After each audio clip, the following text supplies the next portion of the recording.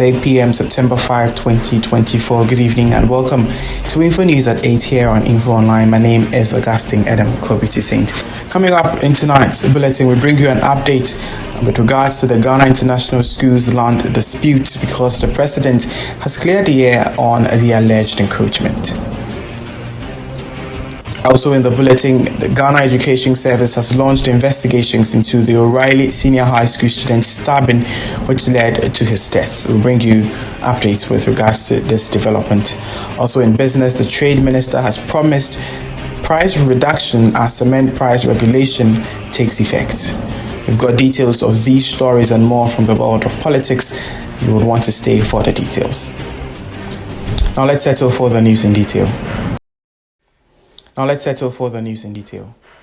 Beginning with our very first story, the Office of the President has categorically denied any involvement in a land dispute involving Ghana International School, dismissing allegations of attempted encroachment. In a statement released on Thursday, the presidency emphasized that it holds no interest in the disputed land and has not directed any officer or agent to interfere with the property.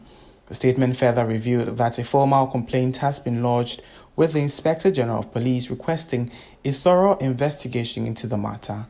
The presidency urged the public to disregard any claims linking the office to the dispute, labeling such statement as false. Let's visit O'Reilly, where the Ghana Education Service has launched an administrative investigation into the tragic stabbing and death of Edward Saki, a final year student at O'Reilly Senior High School. Now, in a statement released on Wednesday, the GES expressed its deepest condolence to the family of the deceased students. The GES Director General Eric Nkansa, who led a team to visit the school and the bereaved family to offer their sympathies, expressed the displeasure at the incident. The statement assured the public that calm has been restored on campus and measures are in place to ensure the well-being and safety of students and staff. The Ghana Education Service is therefore urging the public to refrain from speculating about the circumstances surrounding Saki's death, emphasizing the need to let the investigations run their course. The administrative investigation is expected to conclude within 2 weeks, while the Ghana Police Service handles the criminal investigation. Just InfoNews to keep you updated with this particular development in our subsequent bulletins. Staff groups at the Volta River Authority have voiced strong opposition to a draft bill proposing the merger of the Volta River Authority with the Buipa Authority, citing concerns over energy security and potential privatization of thermal assets. The proposed bill pushed by the Energy Minister aims to consolidate various power companies, including the Electricity Company of Ghana, ECG, and the Northern Electricity Distribution Company, NEDCO, and creates an independent thermal power authority from VRA's thermal plants. However, VRA staff argue that the measure could weaken the authority's contributions to the national grid and compromise energy security. They also claim that assurances were made in May 2024 that there were no plans to privatize VRA's thermal assets, which they believe could now be at risk. The staff groups released a statement on Wednesday emphasizing that VRA was built for the people, not for private interest, and that the proposed reforms are not in the best interest of Ghanaians. They urged the government to reconsider the bill and engage in further consultation with stakeholders. Now let's turn our focus to the camp of the Ghana Police Service because the Ghana Police Service has urged the public to disregard claims that a secret recruitment is ongoing at the Kumasi Police Training School in the Ashanti region. It clarified in a Facebook post on Wednesday that it conducted a special operations in Kumasi where 487 suspects were arrested in connection with a QNet Ponzi scheme on Monday, September 2nd. But due to the large number of suspects involved, it took them to the training school for screening as part of investigations. The police are therefore urging the public to disregard the claim of the said secret recruitment exercise and treat it with the contempt it deserves.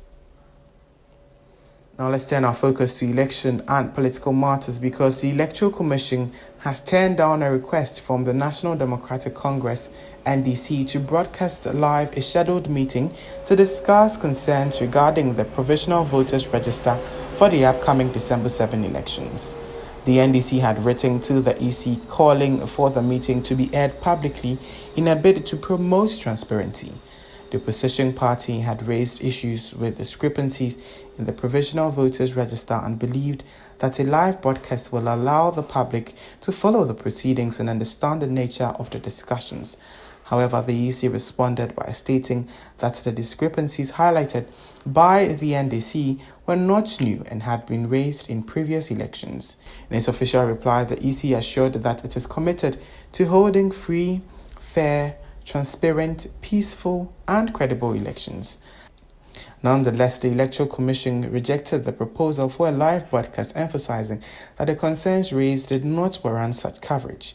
Despite this, the EC has expressed its readiness to meet with the National Democratic Congress at the agreed time to address specific issues they have identified in the voters' register. Let's still stay in the camp of the NDC as it has annulled the Amenfi Central Parliamentary Primary that was conducted on May 13, 2023.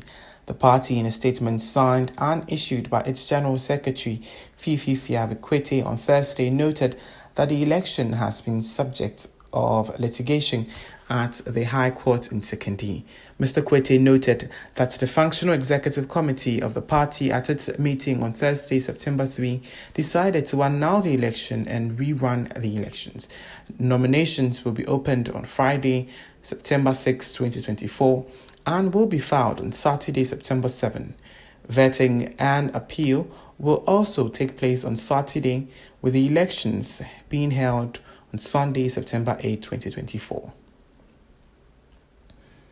That's all for politics. It's business.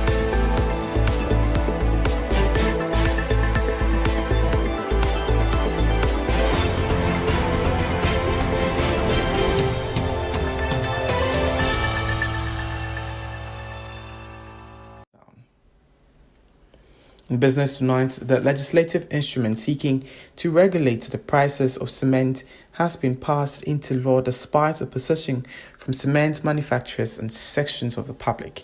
The initial draft of the legislative instrument included a provision requiring manufacturers to obtain government approval before setting prices, but this provision has been removed.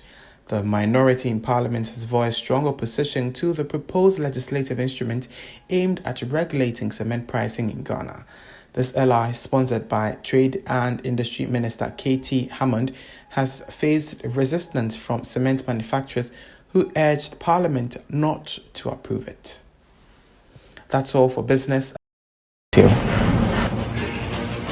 I'm most grateful for your company. This is how we draw the curtains. Catch us same time tomorrow at 8. My name is Augustine Edem, Kobiti Saint. Enjoy the rest of the evening.